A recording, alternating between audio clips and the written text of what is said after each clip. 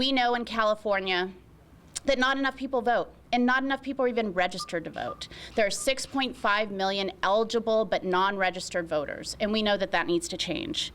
California is the 38th in the nation in voter participation and registration.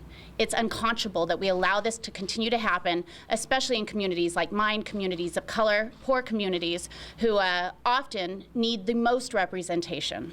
Hopefully we can change that this year, starting with great programs like this that actually introduce the voting process to high school students.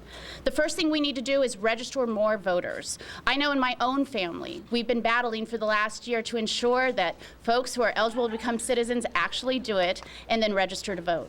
The motivation may be different. Some people want to vote against one candidate. Others want to vote for somebody. But this next presidential election will have dire consequences on our entire state. And it's time we use today and the future to register not only young people, but also those members of our family who are eligible to become citizens possibly, or eligible to vote and haven't yet done so. The second reason we're here, quite frankly, is because we have the opportunity. We have passed landmark legislation in California, and we're hopeful that the governor will, in fact, sign that legislation. AB 1461, which allows for automatic registration when you go in to get a license or renew your license at the DMV, is sitting on the governor's desk. We're hopeful that by October 11th he decides that that is the step forward we can use. We know that according to Google, in the last presidential election, 3 to 4 million people Googled, how do I register to vote after the deadline? We know people don't become engaged often until the last minute.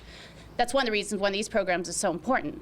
But if we had automatic registration, we could take away that last barrier and ensure that folks, everybody, when they settled down and started looking at an election, would already be registered and could go ahead and exercise that right. Voter reg cards right here. And so these individuals today, is voter reg day, they can take one and fill it out and turn it in to our county officials.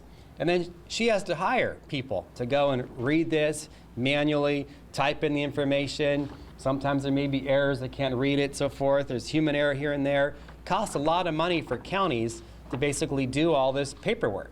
So think about the costs that we could save if we had automatic voter registration.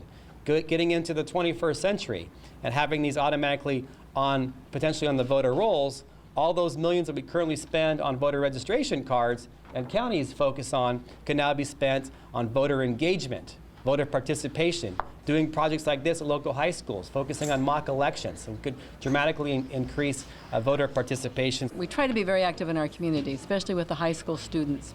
We encourage them not only to participate in these mock elections that we hold. We want to especially thank the school today, Arthur Benjamin High School, for allowing us to come in. But these are activities that we'd love to bring into the community to encourage the 18-year-olds to vote. But before they can vote, of course, they have to register, and this is all part of our process. And because the 18 to 24-year-olds are the lowest registered people, and they are the lowest voting group. And so we want to get them active. We want to get them active now. If we can get them active now, they'll be a voter for life, and that's what we want. Being at a high school, I think it's important to remember this. If you were 18 years old in the last gubernatorial election, you were more likely to be arrested than to actually have voted in that election. That's devastating. And we know that automatic registration is just one way to improve those statistics, to ensure that our young people, that there's one more barrier that's removed, that allows them to become engaged, that allows us to talk to them as we get closer to an election, as it seems to matter more, as the media covers it more. So we're hopeful today, again, that the governor signs this piece of legislation sponsored by our Secretary of State, Alex Padilla, and that AB 1461, the new California motor voter law, becomes just that, a law.